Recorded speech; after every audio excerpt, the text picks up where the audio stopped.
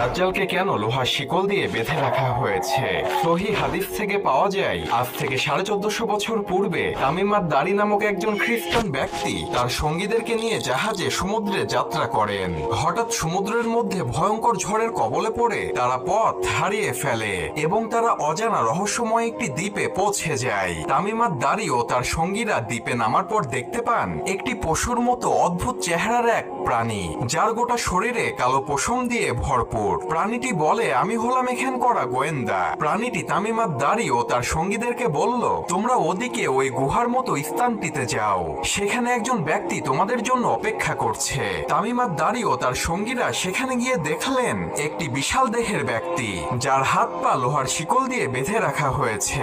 তামিম আদ-দারি ও তার সঙ্গীরা সে ব্যক্তিকে দেখে ভয় পেয়ে গেলেন। তখন সে বিশাল দেহের ব্যক্তিটি তাদের কাছে কিছু প্রশ্নের উত্তর জানতে চাইলেন। সে ব্যক্তিটি বলল,